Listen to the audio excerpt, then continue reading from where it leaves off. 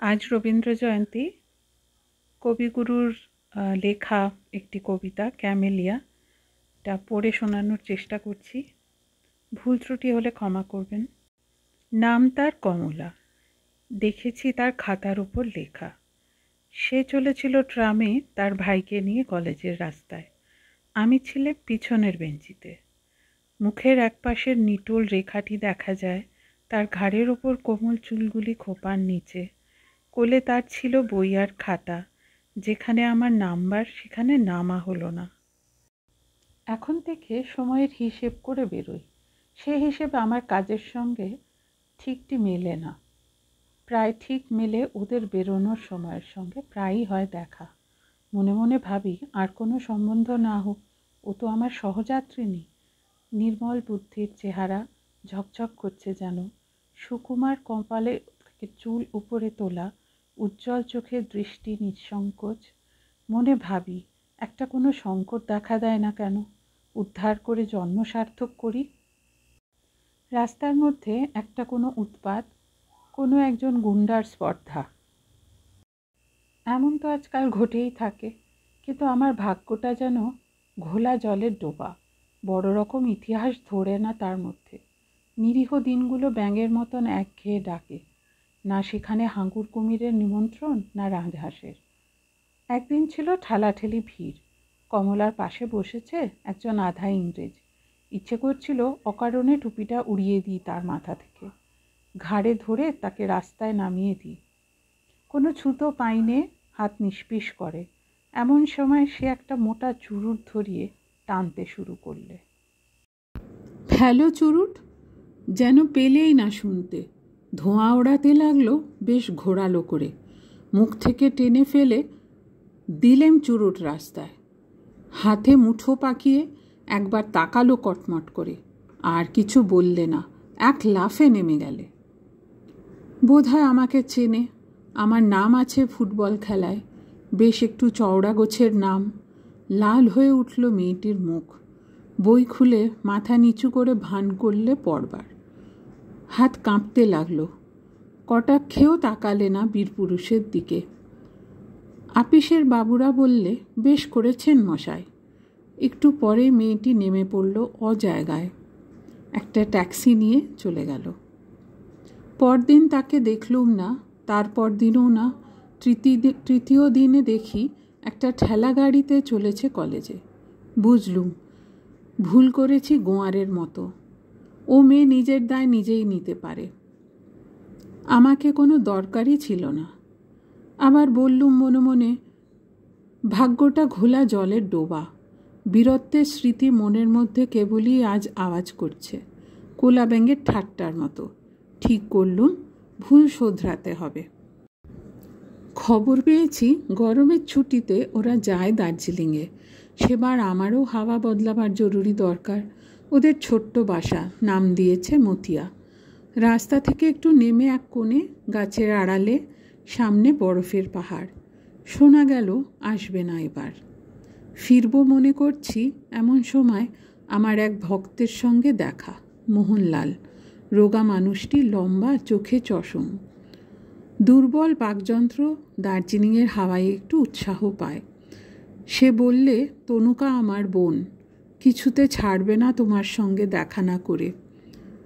মেয়েটি ছায়ার মতো, দেহ যতটুকু না হলে নয় ততটুকু। যতটা পড়াশোনায় ঝোঁক, আহারে ততটা নয়। ফুটবলের সর্দারের পরে তাই এত অদ্ভুত ভক্তি। মনে করলে আলাপ করতে এসেছি, সে আমার দুর্লভ দয়া। হায়রে ভাগ্যের খেলা। যেদিন নেমে আসবো তার দুদিন আগে তনুকা বললে, একটি জিনিস দেব আপনাকে, যাতে মনে থাকবে আমাদের কথা। একটি ফুলের গাছ।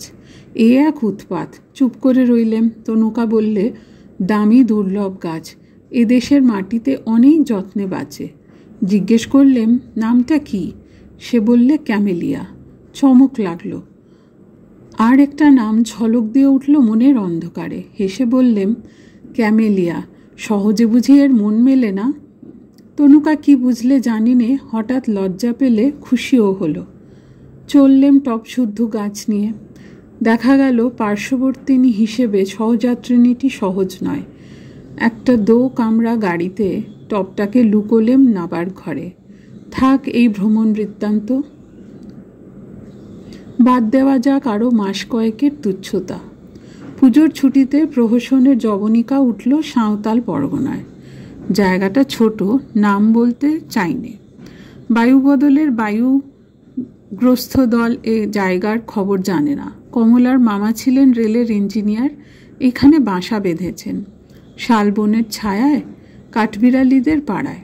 সেখানে নীল পাহাড় দেখা যায় দিগন্তে, অদূরে জলধারা চলেছে বালির মধ্যে দিয়ে, পলাশ বনে তসরের গুটি ধরেছে, মহিষ চড়ছে হর্তকি গাছের তলায়। উলঙ্গ সাঁওতালের ছেলে, পিঠের ওপরে বাসা বাড়ি কোথাও নেই, তাই তাঁবু পাতলেম নদীর ধারে। সঙ্গী ছিল না কেউ, কেবল ছিল টবে সেই ক্যামেলিয়া। কমলা এসেছে মাকে নিয়ে। রোদ উঠবার আগে হিম ছোঁয়া স্নিগ্ধ হাওয়ায় শাল বাগানের ভিতর দিয়ে বেড়াতে যায় ছাতি হাতে।